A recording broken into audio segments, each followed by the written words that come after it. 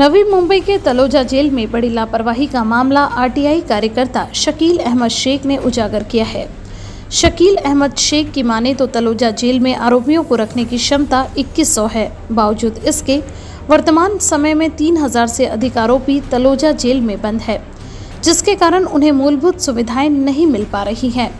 उम्र दराज कैदियों को वैक्सीन लगवाना चाहिए था, लेकिन 45 वर्ष से अधिक 321 कैदियों में से सिर्फ 44 लोगों को ही वैक्सीन अब तक जेल प्रशासन की ओर से लगवाई गई है।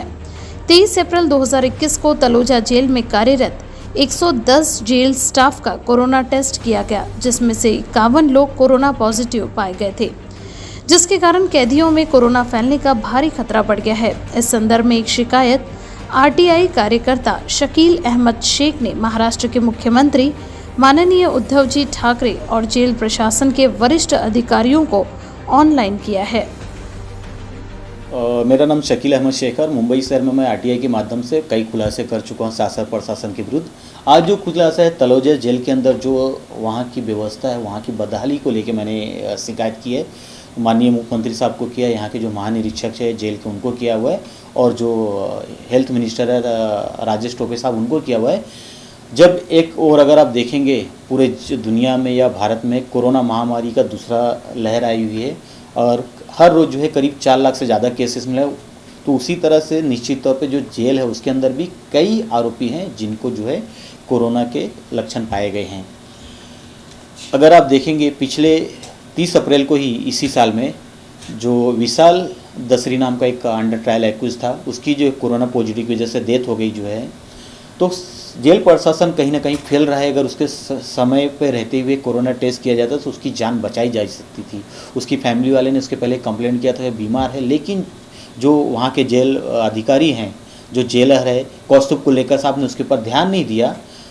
और उसी तरह से आप देखेंगे जो एल्गार परिषद के अंदर हैनी भाऊ करके एक आरोपी है, उनकी फैमिली ने भी आरोप लगाया कि काफ़ी समय से जो उनकी आँख के ट्रीटमेंट के लिए वो कंप्लेंट करते रहे, शिकायत करते रहे कि उनको तुरंत उनके आँख का इलाज कराना चाहिए, लेकिन जो जेलर कौस्तुभ कुलेकर है उसके ऊपर उन्होंने कोई ध्यान नहीं दिया, जिसकी वजह से लगभग उनकी आईसाइट 40% तक जा चुकी है।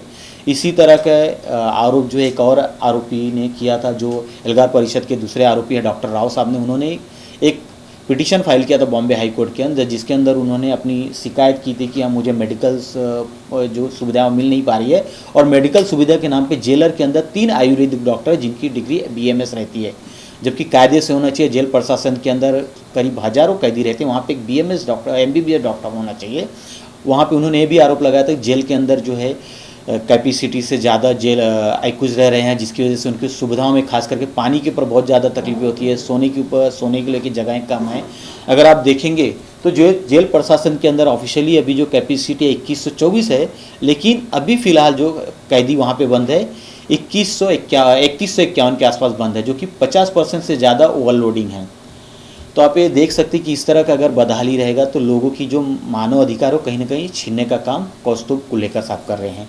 अगर आप वैक्सीनेशन की बात करेंगे तो जो 45 वर्ष से ज़्यादा के कैदी हैं उनको वैक्सीनेशन कराना चाहिए था। करीब 321 कैदी हैं, लेकिन उसमें से सिर्फ 44 लोगों का अब तक वैक्सीनेशन किया है। तो कहीं ना कहीं जेल प्रशासन इसमें पूरी तरह से फेलियर रहा है, इसके ऊपर भी उनके ध्यान देने की ज़रूरत है।